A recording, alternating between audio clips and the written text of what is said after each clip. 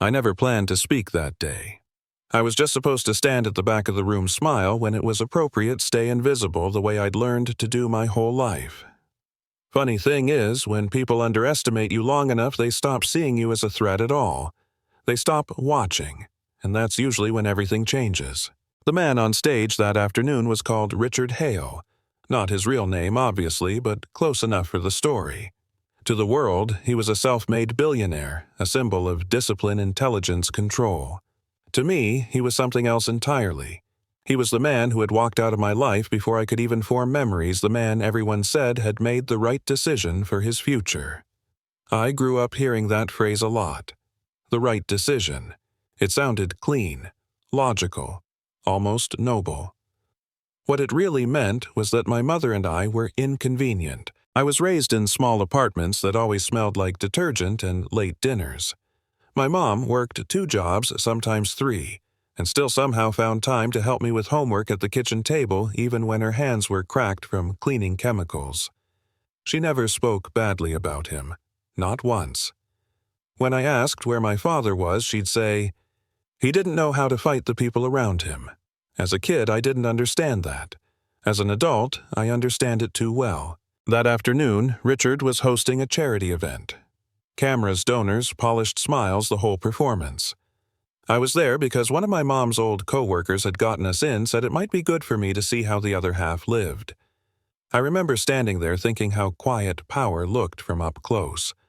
No shouting, no drama, just confidence wrapped in expensive fabric. Then he said something that flipped a switch inside me. He talked about integrity, about family, about doing the right thing even when it's hard. And I felt this heat rise in my chest, not anger exactly. More like clarity. You know what I mean? That moment where your body decides before your brain catches up. I walked forward. People noticed immediately. A young woman stepping out of the background doesn't fit the script at events like that. I could feel eyes on me, security shifting, whispers starting. Richard was mid-sentence when I stopped a few feet from the stage and said, "Sir, you've been lied to." The room went quiet in that sharp, unnatural way that feels louder than noise. He looked down at me like I was an interruption, annoyed, confused. "Excuse me," he said. I told him my name was Lila. Not my real name, but again, close enough. I told him he'd been tricked into believing a story that wasn't true. His jaw tightened. He asked who put me up to this, what I wanted. I smiled just a little and said, "I want you to finally hear the part you were never allowed to hear." You could see the calculation in his eyes. He wasn't scared yet. He was irritated. That changed when I told him how old I was, when I said my mother's name, when I repeated a sentence he'd once said to her in private, something about silence being easier than truth until it isn't. His face drained of color. People around us leaned in without realizing it. He tried to shut it down politely at first. Said this wasn't the time or place. I agreed. It wasn't. But I also told him there was never a convenient time to find out your life was built on a lie. That got a reaction.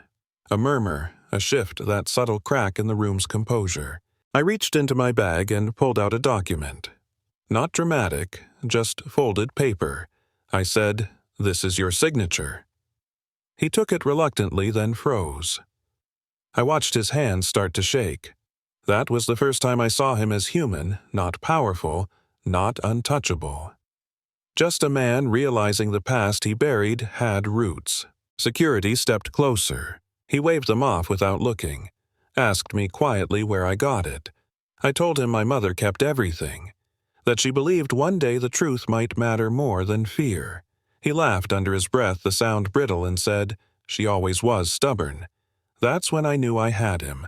Not because he was cornered, but because he remembered. We didn't resolve anything on that stage. Life doesn't work like movies. What happened instead was messier.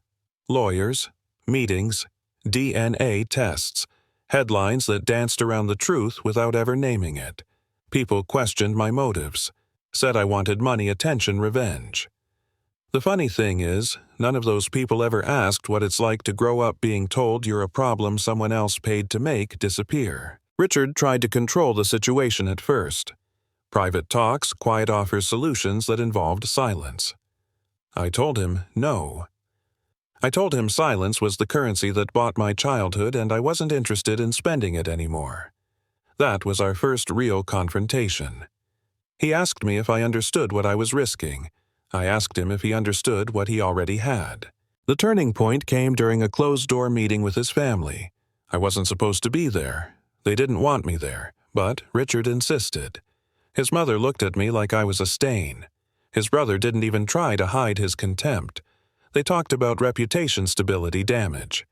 I listened until I couldn't anymore. Then I said, "You keep calling this a mistake. I'm not a mistake, I'm a result." The room went dead silent. That was the moment Richard stood up for me. Not halfway, not carefully, fully. He said, "You don't get to erase her again." I saw something break in him then, and something solid form in its place. The DNA results came back soon after. No ambiguity, no wiggle room. Just truth.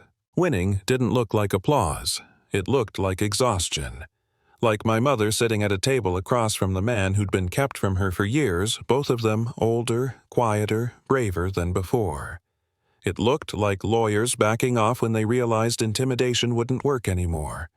It looked like me finally being acknowledged without having to explain myself. Do I forgive him?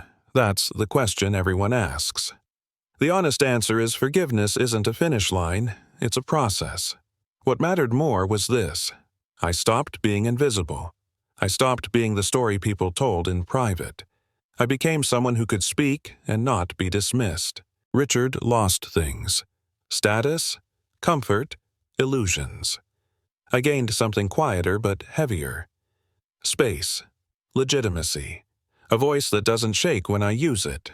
And yeah, that happened. So here's what I want to know from you. When the truth finally shows up loud and inconvenient, who do you think is responsible for fixing the damage?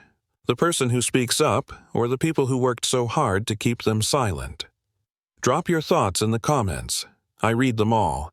And if you've ever been underestimated, misjudged, or erased, maybe this story wasn't just mine.